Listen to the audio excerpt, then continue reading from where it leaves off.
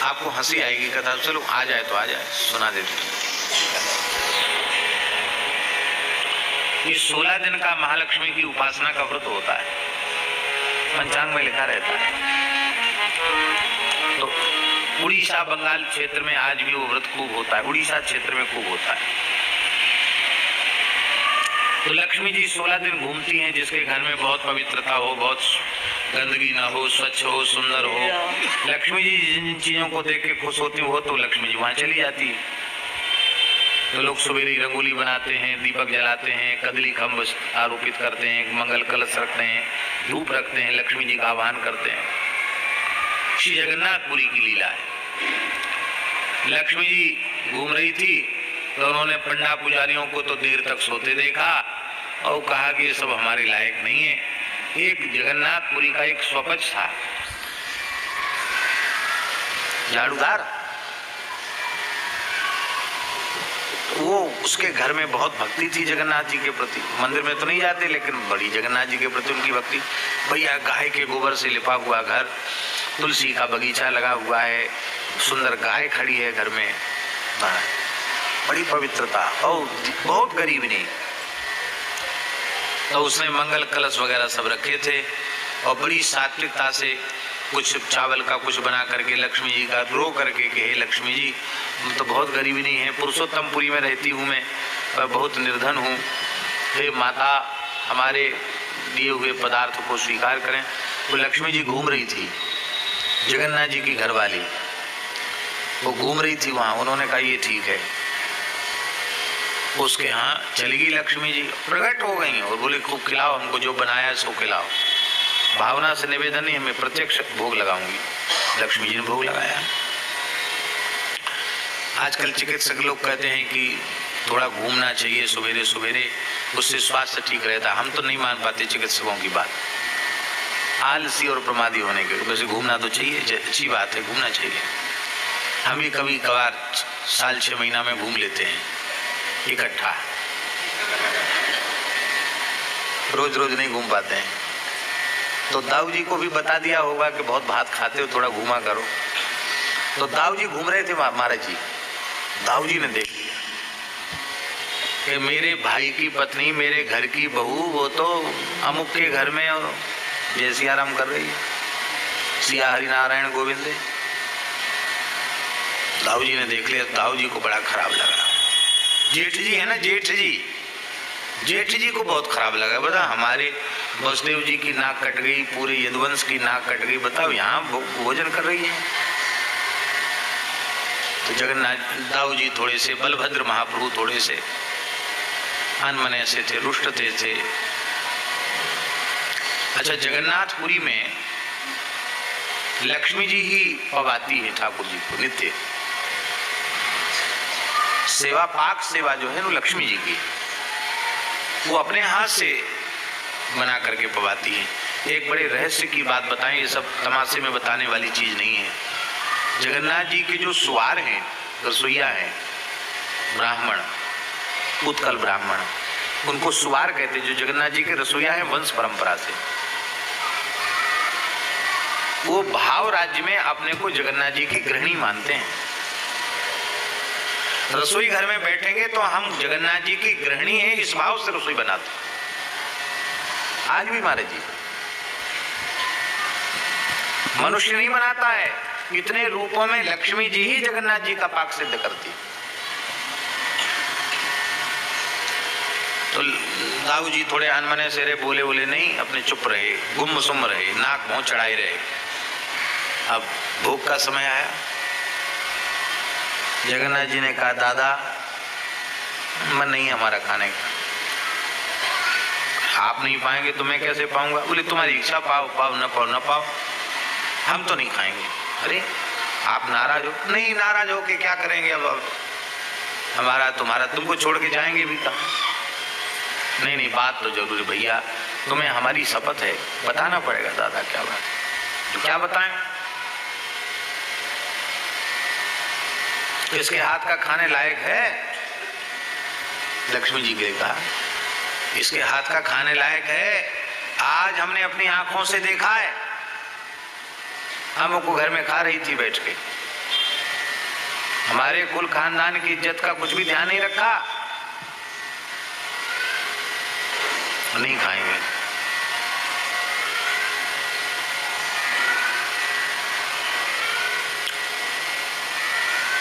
अब जगन्नाथ जी लक्ष्मी जी का पक्ष नहीं ले सकते, दाऊ जी और नाराज हो जाएंगे। देखो अपने बड़े भैया का पक्ष नहीं, घरवाली का पक्ष लिया तो और नाराज हो जाएंगे।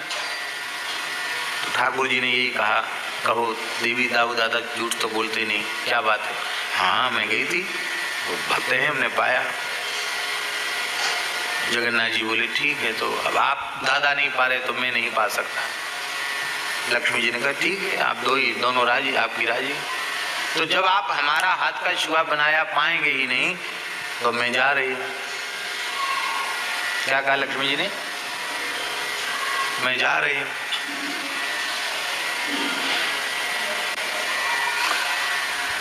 भगवान कुछ हाँ ना तो क्या बोले बेचारे कि तुम जाओ कि न जाओ। लेकिन भगवान तो संकोच में नहीं बोले दाऊ जी के, और दाऊ जी को तो बोलना ही क्यों था।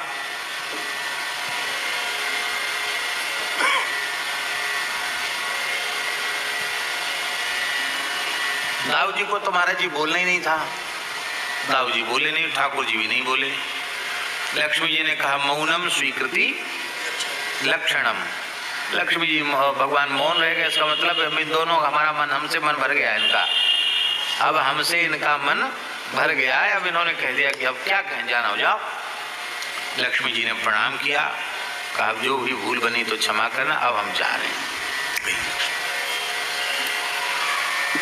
ये जाने वाली लीला दिन में नहीं हुई, रात में हुई। तो दिन में तो भोग धरा, उसर गया, ये हुआ भीड़ भाड़ मची रही, लेकिन अनमने तो रहे। रात्रि को ही लक्ष्मी जी शयन के बाद बोली बस अब हमारी छुट्टी, आपने दिन भर से कुछ खाया नहीं, मत खाओ, आप खाओगे नहीं तो हम क्या। अरे स्वाभाविक बात है, मान लो मैं महाराज जी की सेवा में हूँ, अब मैं सवेरे से लिए महाराज जी के लिए सब कुछ बनाऊं, तैयार करूं, सेवा करना चाहूं, और महाराज जी मुंह फुला रहे, नहीं मैं नहीं खाऊंगा, मैं नहीं खाऊंगा। तो एक आध दिन में हम भी कहेंगे, जब हमारी कुछ सेवा ही नहीं ली जा रही है, ऐसा व्यवहार हमारे साथ हो रहा है, तो भैया ठीक है महाराज कोई बात नहीं, इसका मतलब आपने हमको त्याग दिया। स्वाभाविक बात। लक्ष्मी जी चली गई। बुरा नहीं मानना, लक्ष्मी जी के जाते हमारे जगन्नाथ जी फटीचर हो गए। सोने के पलंग पर सोए थे, वो पलंग गायब हो गया। दाऊ जी का पलंग गायब, गद्दा तकिया तोशक सब गायब, जमीन में पड़े थे। आभूषण सोना चांदी के सब गायब, बर्तन बाणे गायब, अन्न गायब, घी दूध मठा सब गायब। जय सिया राम, कुछ नहीं, मंदिर में सब सुना हो गया। लक्ष्मी जी चली गई, कहाँ रहे? तो लक्ष्मी जी चली गई तो पंडा पुजारी तो मोटी मोटी सोने की चेन पहन के लक्ष्मी जी की कृपा से तो घूमते हैं, पंडा पुजारी कमाते हैं, यात्री परदेशियों से कुछ लेते देते हैं। लक्ष्मी जी चले गए तो पंडा पुजारी भी अपने घर चले गए। जगन्नाथ जी ने कहा दादा अब क्या होगा, ये तो हमारी तो यहाँ कोई दर्शनार्थी भी नहीं आ रहा है, कोई पूछने नहीं आ रहा है कि आपने क्या खाया, दिन भर खिलाते थे, अब कोई पूछने वाले नहीं कि खाए कि नहीं खाए, सोए कि नहीं सोए। तो बहुत बुरी दशा हमारी हो गई, क्या करें। दादा ने कहा हम ऐसा नहीं समझते थे कि तुम्हारी बहू इतनी तुनक मिजाजी है, एक दिन थोड़ा सा हम नाराज होंगे तो उसको कहना चाहिए था अब हम नहीं जाएंगे किसी के घर में। अब कोई बात नहीं, प्राय से कुछ कहा नहीं, चली गई, इतनी तुनक मिजाजी है, चलो कोई बात नहीं, अब जो हुआ सो हुआ, विपत्ति तो विपत्ति है। शरीर पर पोशाक भी नहीं रहेगी, क्योंकि वस्त्र भी लक्ष्मी है, धन भी लक्ष्मी है, अन्न भी लक्ष्मी है, वस्त्र भी लक्ष्मी है, सब लक्ष्मी के विविध स्वरूप हैं, सब गायब हो गया। तो बोले ऐसा करो, समुद्र के किनारे स्वर्ग द्वार पर बैठ जाओ, वहां भिक्षुक लोग लगते हैं, भिक्षुक लोग बैठते हैं ना, भिखारी लोग, तो मुंह खोल के आशीर्वाद भी देते हैं और ऐसे अपना कपड़ा फैला फैला करके जय जगन्नाथ जय जगन्नाथ जय जगन्नाथ जय जगन्नाथ जय जगदीश जय जगदीश। वहां भी कुछ नहीं मिला तो कुछ महाराज जी जैसा कोई दयालु था, उन्होंने सोचा बेचारे बच्चे हैं, अब अपने रूप में तो थे नहीं जगन्नाथ जी, खटेहाल गरीब रूप में थे, बच्चे हैं, ऐसा करो इनको लिया दे दो। वो होता ना लावा कहते हैं, लावा कहते हैं, क्या कहते हैं संस्कृत में तो लाजा कहते हैं, लाई,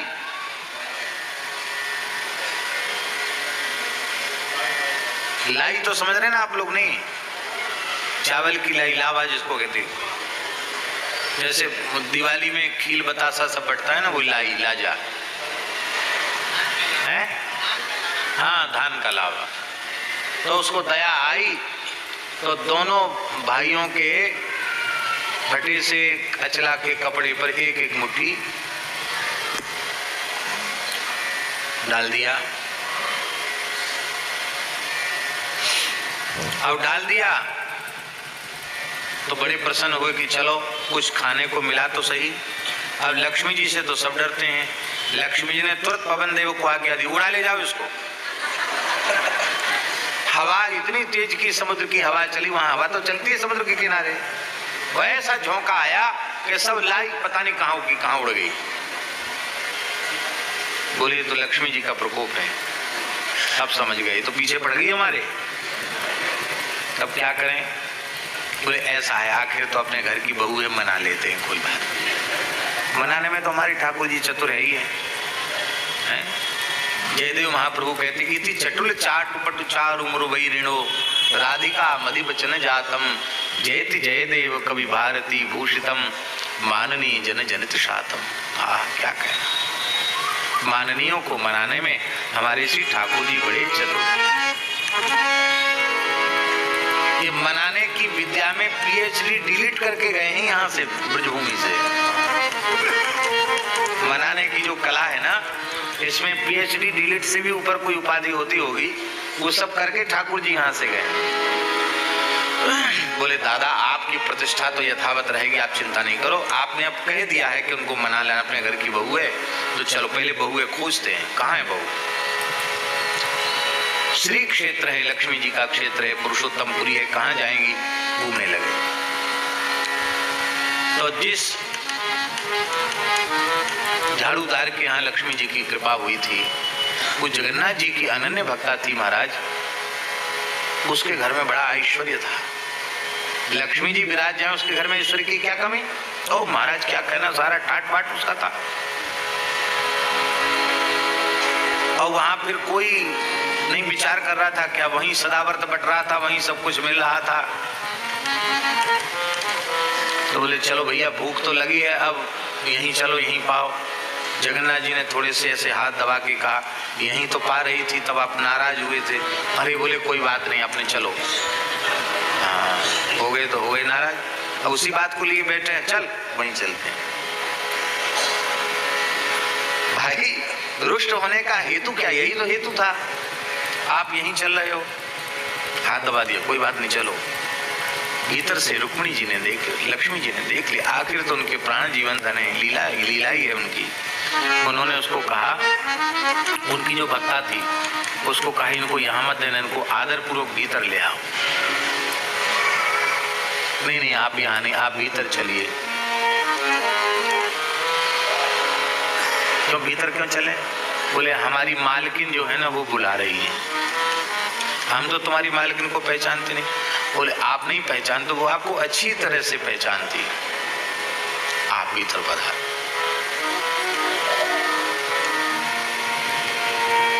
अब ध्यान से सुने, लक्ष्मी जी वहां स्वयं बना रही थी और वो उसको दे रही थी गरम गरम, और वो परोस परिवेषण कर रही थी। अब दोनों भाई पावे ऐसी दिव्य सुगंध, ऐसे व्यंजन, ऐसे पदार्थ।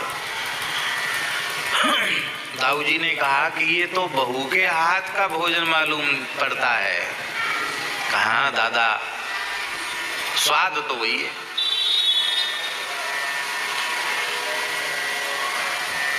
अंत में दाऊ जी ने, ठाकुर जी ने दर्शन दिया। लक्ष्मी जी ने कहा भगवान जैसे आप केवल भक्तों से ही रीझते हैं, मैं केवल यही देखती हूँ कि आपका निष्काम भक्त कौन है। जिस घर में मैं आई हूँ ये अहरनिश आपके नाम का जप करने वाले परम भक्त हैं, परम वैष्णव हैं और सब खाने सोने वाले, और ये भजन में लगे हुए देखकर हम यहाँ आई। और आप अपने भक्तों की जात पात का विचार नहीं करते तो मैं भी तो आपकी ही गृहिणी हूँ। सारे कानून कायदे हमारे ऊपर हैं, आपके ऊपर कोई कानून कायदा नहीं है।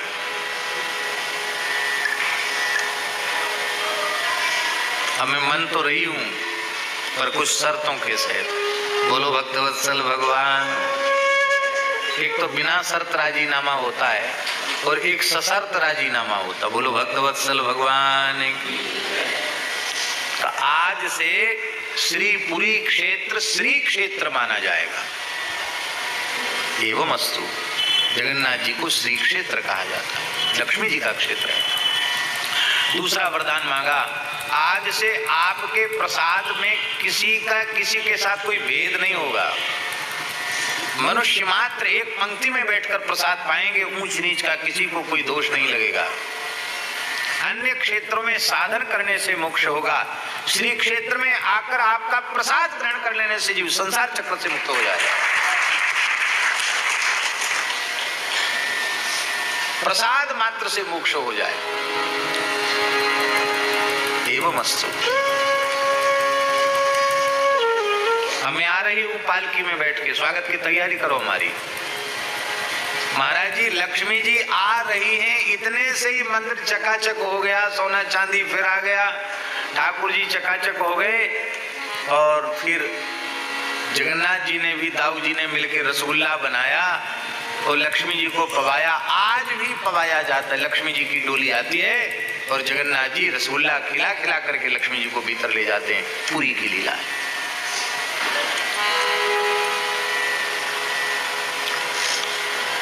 ये ब्रज में भी श्रयत इंदिरा शश्वतत्र ही,